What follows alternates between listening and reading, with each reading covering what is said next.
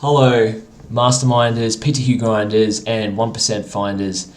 I'm Matty Burnett, and I'm recording for Elemental Magic.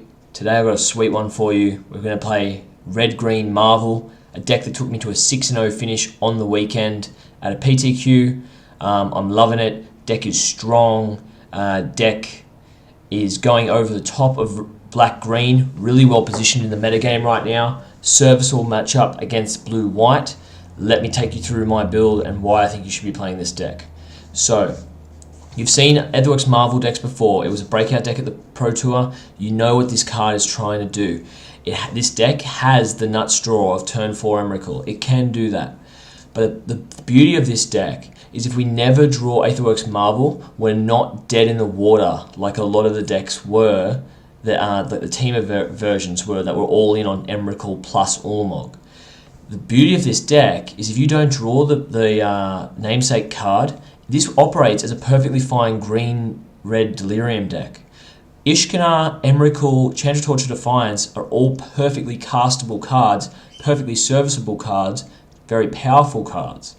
Even without Marvel, you can reliably Emrakul in this deck on turn 6 or 7, and there is potential for turn 5 if you get a lucky Vassal of Nascency. We've got 4 copies of Tune with the Aether. It's just great fixing. It allows us to play 22 lands. Despite the low land count, we have 8 cards at the 1-drop that can find us a land. We have 4 Servant of the Conduits. So in total, if you don't count the Vassal of Nascency because it maybe it doesn't hit a land. If you want to look at the guaranteed mana sources in this deck, you're actually looking at 30.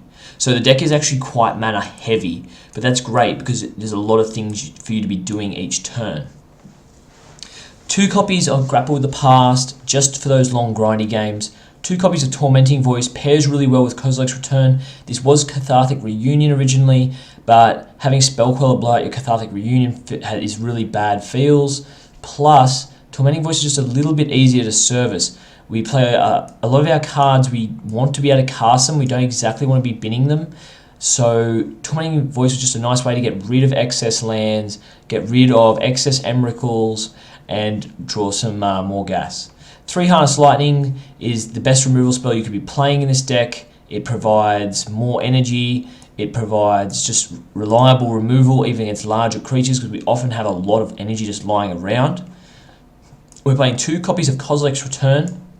Originally, these were actually 2 copies of Chandra Flamecaller in the main. We played Big Chandra as well as Little Chandra. Big Chandra was just more hits for Marvel, but what we found was, through testing, that Kozilek's Return is just absolutely devastating against even green-black. The front side is not super strong right now, but the back side is very good if you can service it. And I think if you're playing a deck like this, it's worth playing the Kozilek's Return. It's only a 2-of, so we're not heavily reliant on it. It's also even comes out to shine even harder against the decks where the 2 damage is relevant, like think your red, white, X aggro. Even sometimes your zombie aggro. Woodweaver's Puzzle Knot has surprised me at just how efficient it is. The 3 mana, 3 life is a very good rate for 2 mana. You can crack it for 3, gain 3 more life, 3 more energy. That's 6 life and 6 energy from 1 card. 6 is the magic number to activate Aetherworks Marvel. 6 life is a lot of buffer to work with if you're under pressure from an aggro deck, just to be able to get to Ishkanar reliably, which is generally how those games are going to go. It's can you get to Ishkanar? We're playing 2 copies of Chandra Torture Defiance. Little Chandra has impressed me immeasurably in the deck. She's a good way for us to mainboard pressure Planeswalkers, keep things like Liliana's from ticking up and ultimating. She often ramps us to Emrakul way faster than any deck can with her ritual effect. The removal is just icing on the cake, really. And her emblem, while not that relevant in this deck, is a very fast clock if ever you've got an off, although I've only done that once. The namesake card, Aetherworks Marvel. So in this deck, we're not all in on Marvel. That's the core difference between this version and the Teamer version. You can cast all the cards in this deck main board and sideboard perfectly reliably on curve, no questions asked with Delirium, without ever seeing this artifact. So if you never see the artifact, you're not dead in the water. You're not drawing hands where you have these dead Eldrazi just sitting there and you can never cast them. That's the reason we're not playing Ulamog in this deck, because getting to 10 mana isn't going to be a reliable plan in this format. And we saw that coming up at the Pro Tour. I think that's why people got off the deck. One Spell Queller, one Negate can totally blow your plans out of proportion. Even just the one Ceremonious Rejection. If you can't resolve the Marvel, you never get a chance to play Magic at all. In this deck, you can even use the Marvel to bait counter Magic, to bait the Spell Queller, and then slam what you really want to slam. The Ishkanar, the Emrakul, the Chandra, minus kill the Spell Queller, get back the Marvel. There's a lot of good lines of play in this deck that the Temur version just didn't get. Just moving quickly into the lands, this has a great mana, and that's mostly due to the wide assortment of basics. I upped the number of Evolving Wilds because it works so well with Tireless Tracker in our sideboard. We've got Aether Hub, which is essentially a tri-land. We've got Little Basic Forest. Game Trail is superior to the Buddy Land just because of all the forests and mountains we have in the deck. It often comes in untapped in the early turns, which is when you really need to be untapped. And we have a single waste here, and we'll see why. Okay, moving on to the sideboard. What have I got here? So, we actually have a transformational sideboard package. Against the decks where Marvel is not good, so against our blue-white decks, we want to take the Marvels and the Woodweaver's Puzzle Knots out. And from there we turn into a green-red Delirium value deck. The two wastes are in the sideboard for these two copies of Thought-Knot Seer. Originally I was playing 4 Thought-Knot Seer, but I really... there were some games where he was amazing, and he often forces the counterspell out of the opponent. But something I found was constantly opponents would board into Ceremonious Rejections, and I was just giving them another target for that, and it just didn't feel very good. Enchantment removal. Recently, we've seen Blue-Red Fevered Visions and some Colossi decks doing really, really well at the Grand Prix. So we've got a Natural State for that. So Natural State's also good against the Copter decks. And we've got a Worldbreaker. Worldbreaker is a little bit of a pet card, and it's possible that he's not good enough. However, in the matchups where you really want to trigger this Kozilek's Return backside, he's a 5th hit. He is recurable as a threat, and so he's a little bit sticky, but he's also just very, very good against people who are playing Stasis Snares as their main way of removing Emrakul. Tireless Tracker has been an all-star. I played 4 of him. In fact, out of this entire sideboard, this is the only part that has remained constant through all of sideboarding for Tireless Tracker. He's the core of our transformational sideboard. People take removal out against you all the time. They want to make room for their Transgress the Minds. They want to make room for their Pick the Brains. They want to be able to catch that Etherworks Marvel before it hits the field. Or they're bringing in Negates, Ceremonious Rejections, things like that. If they bring those sort of cards in and trim the removal, then they can just get run over by Tireless Tracker. And some of the best sideboard games honestly just go turn 3, tap Servant of the Conduit, make 3 mana, Servant of the Conduit, 2 lands, make Tracker, play Evolving Wilds, crack it, have Tracker plus 2 clues, plus a Servant. Those games feel very difficult to lose, especially against green-black. We've got Nissa Vital Force for matchups we want to try and kill a bit faster, pressure enemy Planeswalkers, just draw a lot more cards. That usually pairs with the Tireless Tracker matchups. Chandra Flamecaller is still in the side for me. This card is just our 3rd sweeper against aggro. It's a fast clock. It's a good way to pressure Gideons and other Planeswalkers. It's another hit for Marvel. Another very good hit for Marvel.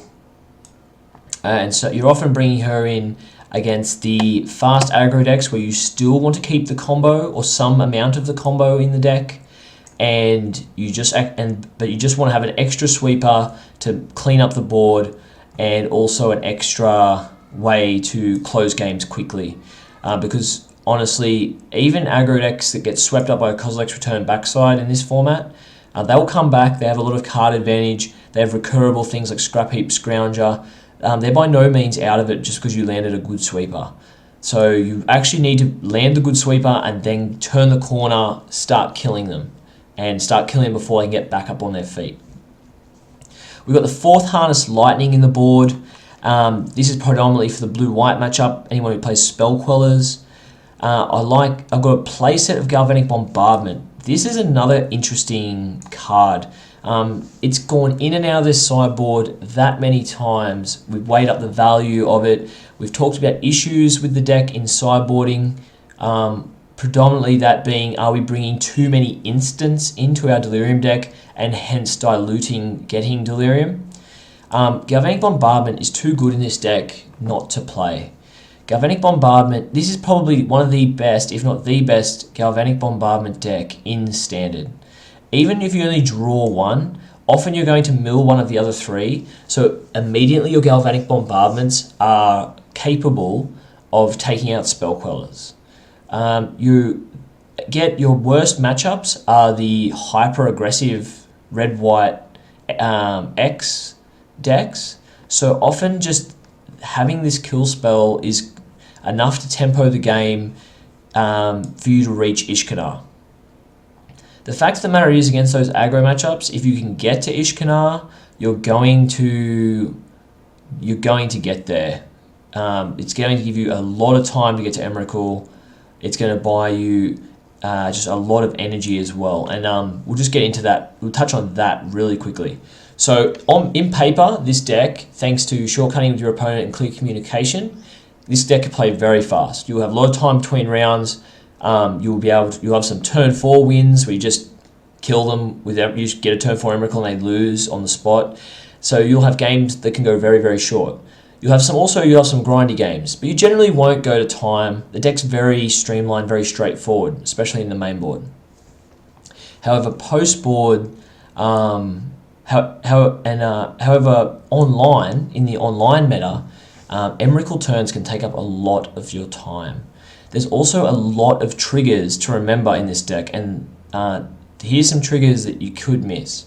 So first of all, Aetherworks, once Aetherworks Marvel's down, the deck turns into F2 City. And by that I mean, if you're playing Magic Online, you are spamming F2 a lot of the time.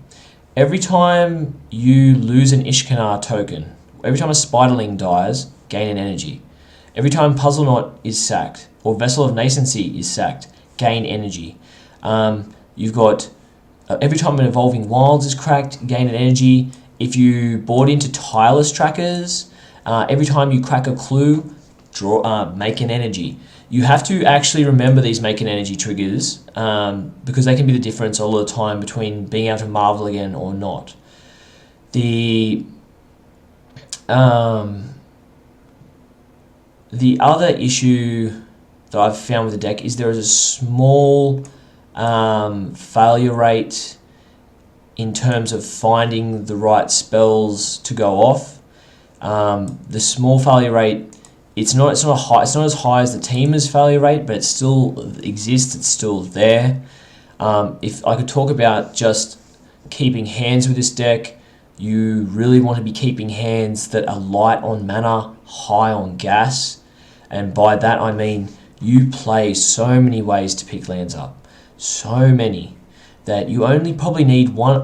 I've kept one Landers very comfortably with this hand because I've got to tune with the Aether, which translates essentially to 2 lands if that first land is a forest. Vessel of Nascency, if you have 2 lands, can often translate to a 3rd land quite easily. Tormenting Voice smooths your draw. Grapple with the Past can pick a land back up. Serve of the Conduit is just more mana. You really don't want to be keeping hands that look something along the lines of piece of gas, piece of gas, piece of gas, 4 lands.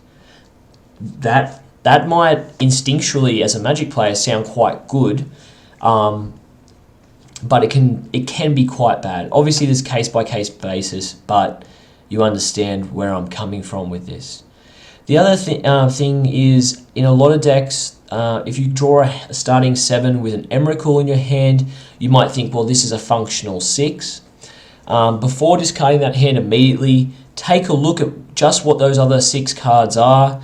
If you've got if you have like an Emrakul in your hand and you've got a Vassal of Nascency, I'm inclined to keep this hand with Emrakul, because even if you go to 6, it's not going to be a 6 card hand with a potential Emrakul on turn 5, 6, or 7 is pretty damn good. So I would keep that 7 like a snap keep. It's just something to bring up because it's not exactly intuitive to players all the time. So this is my current build as of today, which is the 3rd of November. It's very likely I'll be changing this build before the next PTQ that I go to. I'm definitely going to keep playing this deck. It's good against green-black, and I'm hoping we can get a good plan against blue-white as well. I'll take you through the sideboard plans while we play. I'm going to go through a few competitive matches in a standard 5-round league today, and hopefully we can do well. Hopefully we can turn for some Emrakuls, cheese a few opponents out, but then also show you just the longevity and resiliency of being able to grind opponents out. Alright, let's get into it.